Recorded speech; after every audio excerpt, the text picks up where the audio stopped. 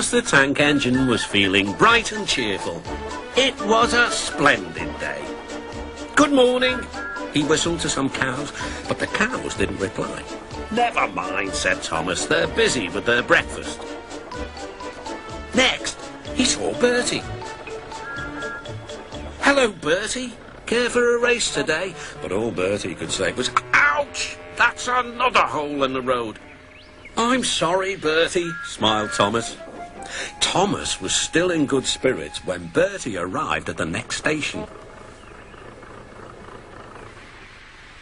"Bad luck, Bertie," said Thomas.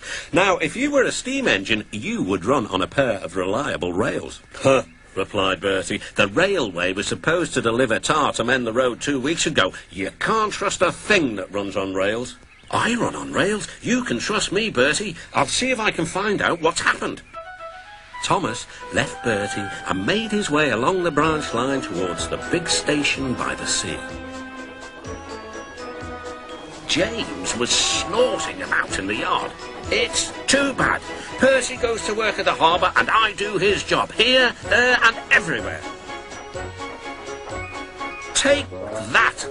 "Ooh!" groaned the truck. "Just you wait, we'll show you." Gordon laughed. "I'll tell you what, James, if you pretended to be ill everywhere, you couldn't shunt trucks here or go to the quarry there, could you?" "What a good idea," agreed James. "Look, here comes Thomas. I'll start pretending now." Thomas was sorry to see the engines looking miserable. "Cheer up, it's a beautiful day." "Yes," grumbled Gordon, "but not for James." "What's the matter?" "He's sick," replied Gordon.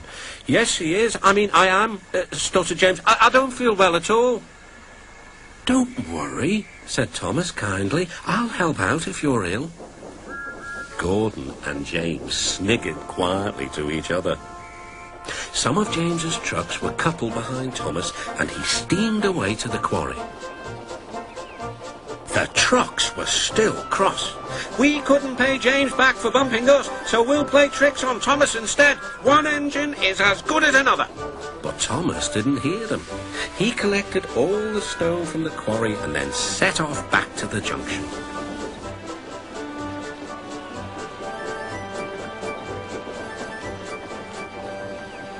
Danger lay ahead.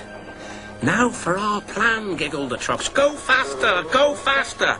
"Slow down," called Thomas's driver, and applied the brakes.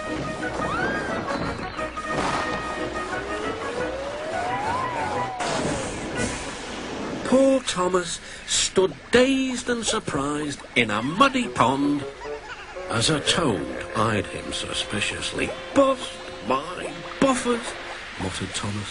The day started so well, too. Duck pulled away the trucks, and Edward helped Thomas back to the junction. Suddenly, Thomas remembered about the missing tar. He told Edward all about it. "That's strange," said Edward. "A truck full of tar has been left at my station. That must be it. Driver will make sure it gets to Bertie now." Later, James spoke to Thomas. "I'm sorry about your accident," he muttered. "And so is Gordon. We didn't mean to get you into trouble." "No, indeed," spluttered Gordon. "A mere misunderstanding, Thomas. All's well that ends well." Just then, Bertie arrived. He looked much more cheerful. "My road's being mended now." "Oh, I am glad," replied Thomas. "Thanks for all you did. Now I know I can trust an engine, especially if his name is Thomas." Gordon and James puffed silently away to the shed. But Thomas still had company. "Well, well," he sighed, "what a day for surprises." The toad, who was looking forward to a ride home, noisily agreed.